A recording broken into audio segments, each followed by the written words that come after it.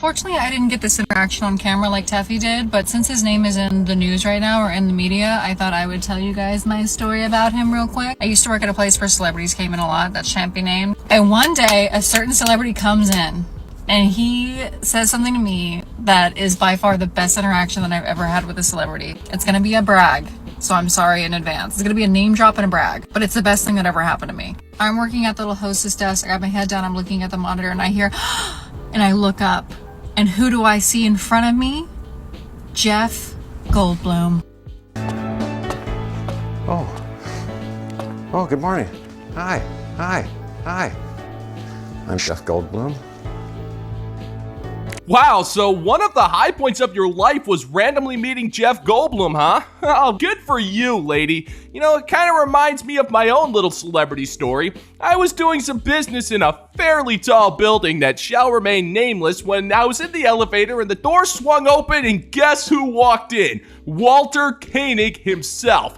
Now, I can't speak for anybody else, but Babylon 5 changed my life. I don't think you understand. This is Walter Koenig we're talking about here. This is on par with a meeting with a low-budget intergalactic space Elvis. I'm just standing there shaking in my intergalactic space boots. Before I could even look at him and say a word, he just said, "No, please don't. Just not today. Please. Thank you." And all I could do was just muster up a quick giggle, a thumbs up, and an all hail.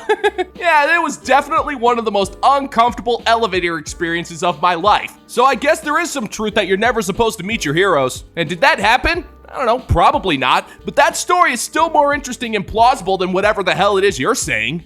He looks at me, he stops track, he goes, and I said, Jeff Goldblum. And he said, you know who you look like? And I was like, who do I look like, Jeff Goldblum? He goes, you look like my friend Catherine Zeta-Jones. Oh, he told me I look like Catherine Zeta-Jones. And it's the best thing that's ever happened to me, and I wish I got it on camera. Like Teffy got her interaction with him, because it's, you know, you can't tell me after that.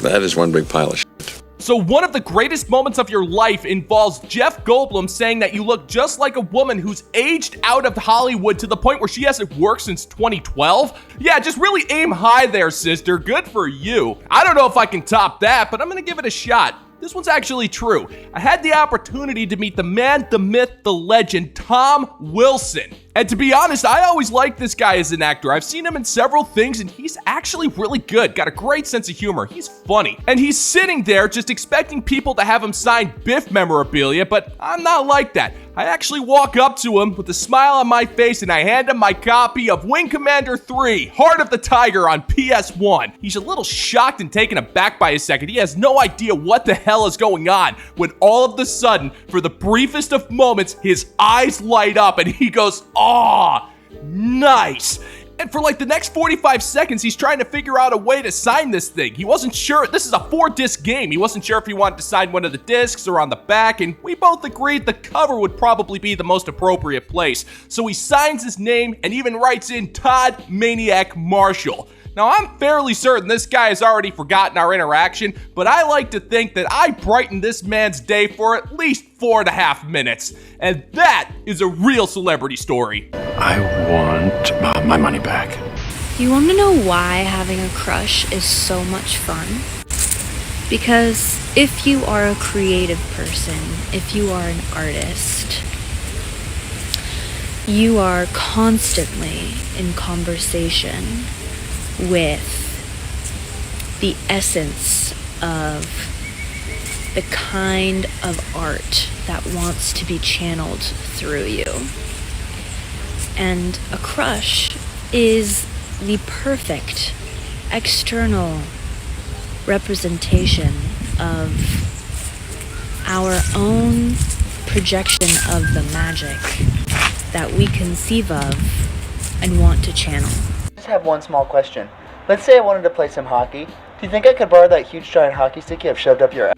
Woman, the only way that you could sound more pretentious is if you're actually standing there trying to use those very same words to justify selling a piece of fruit duct taped to a wall for $6.2 million. There is nothing mystical or energetic about you. You're just trying to show that you're better than everyone else because you know multiple syllable words. You saw a man that you found physically attractive, and that increased the blood flow to your reproductive organs, thus forming some form of an arousal, and now you're trying to make it think like it's some type of spiritual connection to this art when all you do is grab handfuls of paint and just throw it at a piece of canvas and then charge people $500 just to look at it. You are the walking, talking personification of why people have grown to despise modern artists. You're walking through this park using multiple syllable words and acting like you're better than everyone else when in reality you're just trying to tell everyone that you saw a hot guy and you want to bone him. Seriously, woman, you're no better than anybody else, and I am fairly certain you have absolutely no idea what those words you're saying even mean. Don't ask me how I know. Perhaps it's just the spiritualistic manifestation of the intuition being made deep within the bowels of my soul. You see, I can make up pretentious sentences too.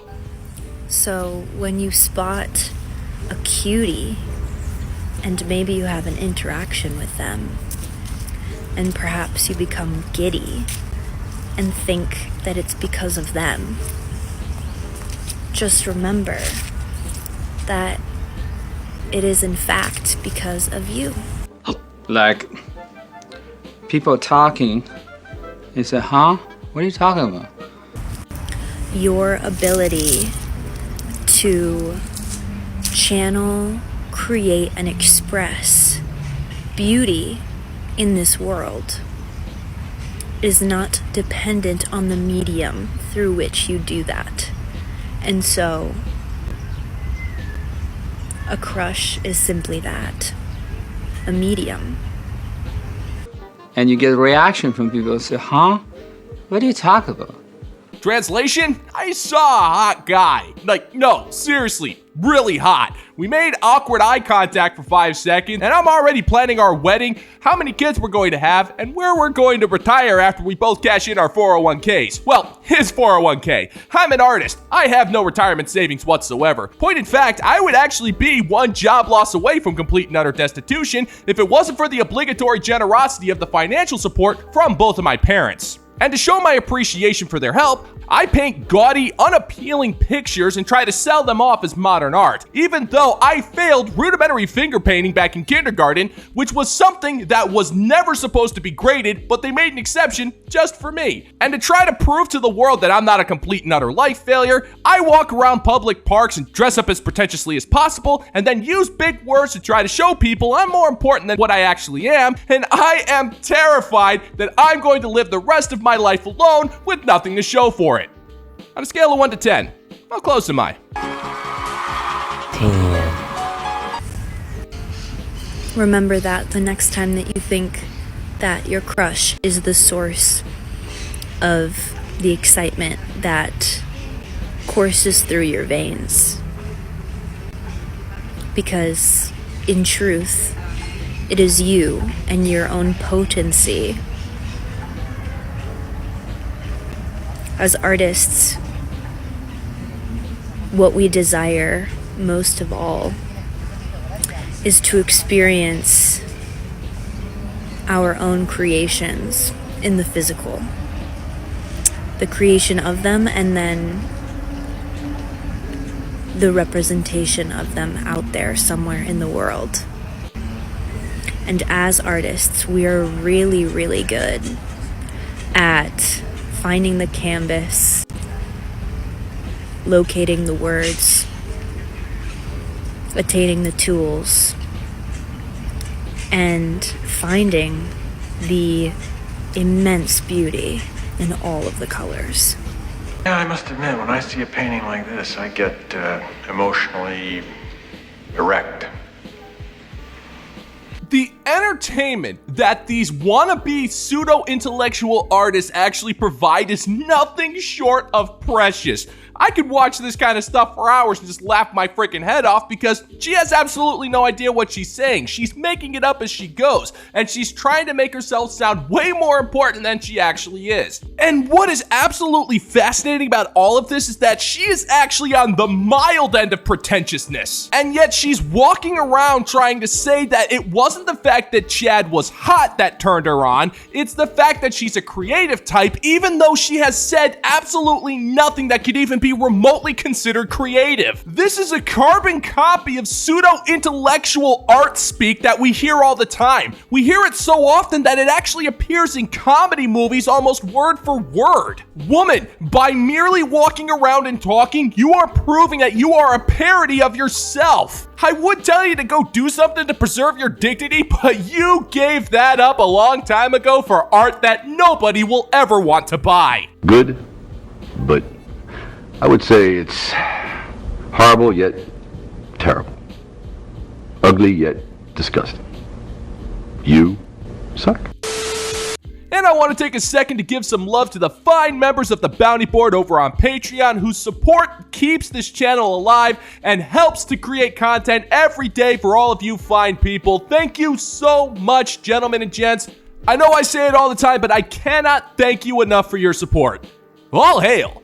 And if you're interested in supporting the channel, check out the Bounty Board over on Patreon, where you can get access to exclusive content twice a week for the low price of $5 a month. It's a great way to support the channel at a low price. The link is in the pinned comment down below. We now take you back to your regularly scheduled programming, already in progress.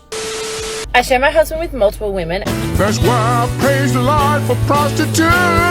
And he asked me the other day if he could start picking the women, and I was shocked. So I always pick the women. I was the one that came up with the idea. I was the one that approached him originally, and it's always been me organizing it. Picking the women, the hotel, organizing it. He literally just rocks up and he's like, hey, does his thing, loves it, and like leaves. So when he asked, I didn't even consider that that was something he wanted to do. Anyway, I have realized that we have complete opposite taste in women. Like what we are attracted to is completely opposite, which I don't know. I just assumed because we were married we would have the same taste, but no, completely different. Okay, God, let me have it. Why, I do declare this is 31 flavors of wrong. Here we have an internet spice miner who's pretty much making it clear that she controls the life of her husband in some of the most debauched ways possible. All you gotta do is listen to the words that she uses. She shares her husband as if he's a commodity to be given to other people. And then you show how much dominion you demand over your husband by picking who he gets to sleep with, when he gets to sleep with them, where he gets to sleep with them, and all sorts of other stuff to the point where you're taken aback when he says he wants to do something different. I mean, it never even occurred to you at any point to ask him what he was looking for in this whole mess, which just goes to show that you don't care. Now, I'm not judging your marriage. If that's what works for you, then more power to you. That's not the point. The point is you never once considered asking your husband about any of this. You just assumed he wanted the same things that you do, which is absolutely absurd and just goes to show how disrespectful you are to the man that you married. And I'm in shock. And it's completely surprised me because he is obviously organizing it all. I don't know what's behind the door when I walk in. I'm just going with the flow. And it is honestly so good. Like, even though I wouldn't say I'm not attracted, even though the person behind the door isn't traditionally my type, I've had more fun with them when he's organized it. Maybe because I know he's enjoying himself more, or maybe because I haven't organized it. It's the excitement, it's the thrill of not knowing. Whatever the hell it's doing to my head, I am loving it. Like, it is so fun to mix up the energy, the vibe, not organizing it. This has come as a big surprise. So now we're just literally going to have to flip a coin every time we want to share him and decide who's going to pick. I quit. I quit. I don't know. Sounds to me like your husband was just sick and tired of you pimping him out to other women. And honestly, at this point, if he's starting to sleep around with women of his choice, it wouldn't surprise me if you're gonna be ugly crying about your divorce in a couple of months. And if that's not the case, well then congratulations. I'm glad that you have a happy marriage, but I think the bigger issue here is that we've all gotten way too comfortable on the internet. There was a golden rule that benefited humanity for thousands of years, and that golden rule is you never offer information. Information is currency in today's day and age, and everybody just offers everything freely. They expose their secrets, their proclivities. Every single thing is up there because you throw a camera in front of a person and they're just gonna say whatever the hell they want and think that the internet's not going to care. Well, there's somebody out there compiling that data, and trust me, they're just waiting for the opportunity to use it against you. That is why sometimes it's just better to keep your stupid mouth shut. Anything less would be uncivilized. If you want a woman-centered movement to support post the American election, let me introduce you to Operation Femme Freeze. The credit for this amazing idea goes to Shar Henley, who has been an incredible contributor and thought leader in women's space on TikTok, and actually had a video go viral the day after the election. In December, we are reclaiming our worth and defining our spaces. And we want to make sure that we have something US specific that speaks to very particularly to the way that women are treated and commodified in the US. We are calling for women to withdraw from the following areas. Bars and nightclubs, where women are essentially treated as bait to bring in men, so that sleazy bar owners can profit off of the presence of our bodies in their bars and nightclubs. Number 2, we're calling for women to delete dating apps, largely for the same reason. These dating apps seek to keep you on the app for as long as possible. A lot of their profit model revolves around giving men easier ways to sort of be able to fool you or trick you into thinking that they're a nice guy. Sounds good to me. Oh, Blanche, you are just absolutely precious. So let me get this straight. Your so-called resistance to not getting your way in the election is to stop going to bars and nightclubs, which involves you no longer dressing promiscuously, drinking dangerous amounts of alcohol, giving you a premature case of cirrhosis, and not passing yourself around like a bag of Oreos to Chad, Tyrone, Raphael, Chang, Wang, Takeda, and Chuck. And you're going to make an attempt to stop brain rot by deleting the dating apps? Well, no, Blanche, please stop. We're very sorry. We've only been telling you for decades that nightclubs that designed ladies' nights in order to get women in there to attract men as a business model. And we've only been telling you that dating apps were designed to keep you perpetually single. But no, we don't want you to resist this terrible movement. Please stop. Is that dramatic enough for you? All right, cool. Continue, Blanche. I like what I'm hearing so far. And besides the added benefit of decentering men from your life, you'll also have the benefit of not dealing with men that are going to lie to you about their political affiliation and their intentions and their interests and their height and their dick size, etc. This was honestly a lot of women's just natural and organic response to the election, which has just been chef's kiss. Number 3, we're curbing holiday consumer spending. Women spend a lot more money on stuff like that than men, and retailers pander to that by creating more and more products, getting little gifts for everybody in your office. We're not doing that this year. Don't go buy your husband's mother's holiday gifts this year, because chances are he won't buy anything or he'll spend a lot less money than you are liable to. Let him.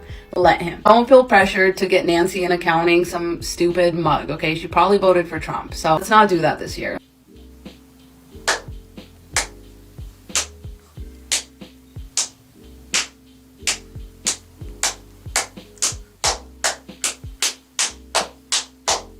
Whoa, wait a second, Blanche, baby, I know it's the holiday season, but this generosity is awfully uncharacteristic of you. I mean, you already had me when you said you were going to stop going to bars and clubs.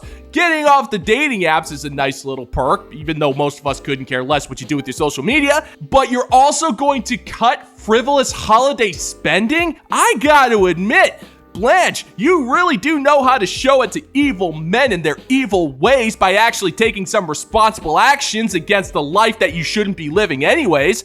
I mean, we find your terms to be acceptable mainly because we have been suggesting this kind of behavior for the last, 2.5 decades. But hey, I guess a win's a win, and if you need to trick yourself into thinking that this is some type of power move against a group of men who really don't care if you exist or not, then hey, whatever you gotta tell yourself to sleep at night, sister. You will not get a single iota of resistance from us, sister. Besides, come January, you're gonna really wish you had that money back because the tariffs are going up and everything is gonna become a lot more more expensive. So if you do this, it's actually doing you a favor. You're going to be really glad you had that money instead of spending it. Another thing we're not doing in December is we are not engaging with male-centered digital media. We're not taking the bait. We're not commenting on what these nasty troll men have to say, and we're not giving them that spotlight or that platform. So especially if you're like a content creator, please try to refrain from giving nasty male trolls attention because they don't deserve it. Let's just actually do to them the thing that they're most afraid of and ignore them. And of course, number 5 is we're no longer earning below our worth. Demand your worth. I would rather pay a woman more for a product or a service than get it from a man for cheap. And that should be all of our attitude. Yeah, that's it in a nutshell. Please go to the website, femmefreeze.org, where you can learn more. You can find all the hashtags there. We would love your support. I'll see you there. Mwah.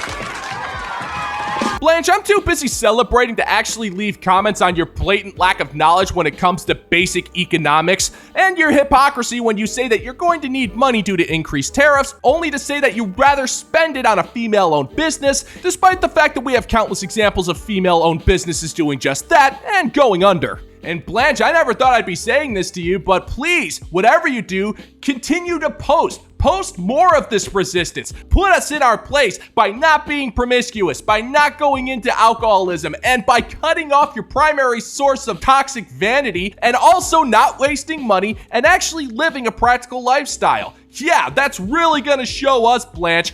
Own us, trolls, and live your best life. I gotta admit, this is probably one of the greatest Christmas surprises that has ever been offered to us, and I am fairly certain that you are going to cave in every single one of these come the 3rd week of January in 2025. But until then, happy holidays, Blanche.